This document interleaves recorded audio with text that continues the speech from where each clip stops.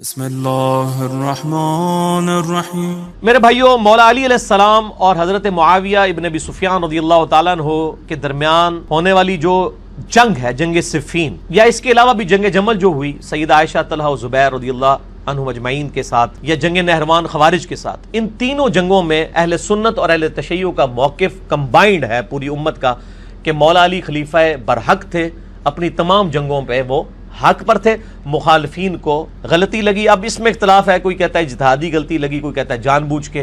اس topic کو side پہ رہنے دیں۔ بہرحال حضرت علی کے حق ہونے پہ سب کے سب لوگ متفق ہیں۔ سارے حجتیں رسول خدا نے امت پہ تمام کی ہیں، لیکن سوال یہ ہے کہ امت سمجھنے کی کوشش کرے۔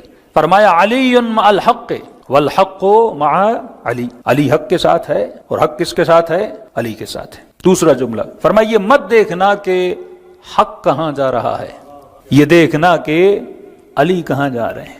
آپ نے سن لیا، لیکن کبھی اس حدیث پہ غور کیا کہ یہ مت دیکھنا کہ حق کہاں جا رہا ہے؟ پہلا جملہ تو سمجھ میں آ گیا کہ حق علی کے ساتھ ہے اور علی حق کے ساتھ، لیکن دوسرا جملہ بڑا عجیب ہے کہ یہ مت دیکھنا کہ حق کہاں جا رہا ہے، یہ دیکھنا کہ علی کہاں جا رہے ہیں۔ تو پہلا کوشچن جو یہاں پہ اٹھتا ہے وہ یہ ہے، کیا حق ایک الگ حقیقت ہے اور علی ایک الگ حقیقت ہے؟ کیا یہ ممکن ہے کہ حق کہیں اور جائے اور علی کہیں اور جائیں؟ اگر ایسا نہیں ہے تو رسول خدا ایسا کیوں کہہ رہے ہیں؟ کیونکہ رسول خدا اس زمانے کی سوسائٹی کو کیا کر رہے تھے؟ ریڈ کر رہے تھے۔ اب میں آپ کو ظاہری ایک مثال دے کے بیان کروں۔ مثلا رسول خدا ہیں، پوری امت رسول سے محبت کرتی ہے، اپنی جان رسول پر قربان کرنے کے لیے تیار ہے۔ ہاں، جو آج حال ہے کہ مسلمان رسول کی جوتی سے اتنا پیار کرتے ہیں، تو تصور کرے اس زمانے کے مسلمان رسول سے کتنا پیار کرتے ہوں گے۔ اور جب رسول سے پیار تھا تو رسول کے دائیں بائیں بقول ان کے کچھ داماد تھے، کچھ یار تھے، کچھ دوست تھے، کچھ مددگار تھے، کچھ نے مال دیا، کچھ نے زمینیں دیں، کچھ نے پیسہ دیا، یہ سارے رسول کے ارد گرد تھے۔ مسجد میں ساتھ، جنگ میں ساتھ، فتح مکہ میں ساتھ، ہر جگہ یہ نبی کے ساتھ ہے۔ اب ظاہر ہے رسول سے بھی محبت ہے تو ان سے بھی کیا ہے؟ محبت ہے۔ لیکن جب لیڈر دنیا سے چلا جائے تو ظاہر ہے دنیا ان سب سے کیا کرتی ہے؟ محبت کرتی ہے۔ ایک سیاسی پولیٹیکل لیڈر کو آپ ذہن میں رکھیے، جب وہ سیاسی پولیٹیکل لیڈر دنیا سے چلا جاتا ہے تو دنیا اس کے بیٹوں سے، اس کے دوستوں سے، اس کے وفاداروں سے کیا کرتی ہے؟ محبت کرتی ہے، کیونکہ وہ سب سے زیادہ قریب تھے رسول خدا کے ساتھ۔ اب یہ حدیث جو آپ نے سنی مثلا کا اصحابی کالنجوم بأیہم اقتدیتم اہتدیتم، کہ میرے سارے صحابی ستاروں کی طرح ہیں۔ اب امت تو اصحاب کو کیا سمجھ رہی تھی؟ ستارہ سمجھ رہی تھی۔ کوئی کاتب وحی ہے، کوئی ساتھ میں ہے، کسی نے بیٹیاں دی ہیں، کسی نے رشتہ داریاں کی ہیں، کسی نے مال دیا ہے۔ اب امت کے قریب سارے کیا بنے؟ حق بنے۔ اس نقطے پہ غور کیجئے گا کہ جتنے بھی لیفٹ اینڈ رائٹ پہ رسول خدا کے تھے، بڑے بڑے تھے، امت سب کو حق سمجھتی ہے۔ امت کو باریک بینی کی پتہ نہیں، عوام کو باریک بینی کا پتہ نہیں۔ وہ کہتے ہیں فلاں بھی حق ہے، فلاں بھی حق ہے، فلاں بھی حق ہے، کیونکہ ہم نے ہر جنگ میں ان کو رسول خدا کے ساتھ دیکھا، مسجد میں بھی رسول خدا کے ساتھ، میدان میں رسول خدا کے ساتھ۔ اب رسول کو پتا تھا کہ امت سب کو کیا سمجھ رہی ہے؟ حق سمجھ رہی ہے۔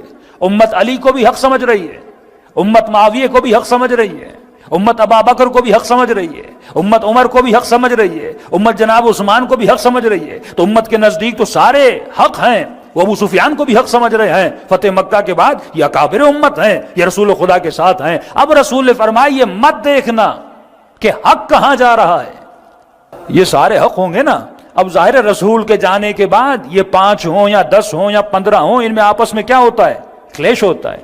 وہ کلیش حکومت کے لیے ہو یا پاور کے لیے ہو یا ذاتی اختلافات کے لیے، ایکس وائی زیڈ، ہم اس میں نہیں جانا چاہتے، لیکن جب ان کو آپس میں کلیش ہو جائے، مثلا ایک طرف عمار ہے، دوسری طرف امیر شام ہے، ایک طرف ابو ذر ہیں، دوسری طرف حاکم وقت ہے، ایک طرف علی ابن ابی طالب ہیں، دوسری طرف عمرو عاص ہے، تو امت کرے تو کیا کرے؟ فرمایا تمہاری نگاہوں میں تو سارے حق ہوں گے، لیکن یہ مت دیکھنا کہ حق کہاں جا رہا ہے، یہ دیکھنا کہ علی کہاں جا رہے ہیں، کیونکہ جہاں جہاں علی ہوں گے وہاں وہاں حق نظر آئے گا۔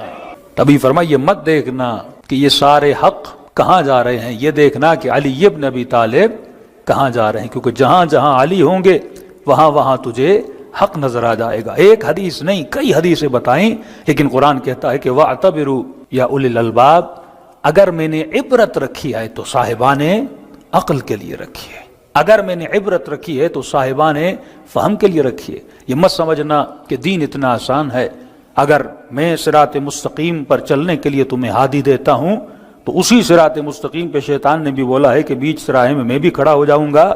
اب کامیابی اسے ملے گی جس کے ایک ہاتھ میں کتاب ہوگی، دوسری ہاتھ میں علم محمد اور آل محمد ہوگا. صلوات پڑھے محمد و آل محمد پہ.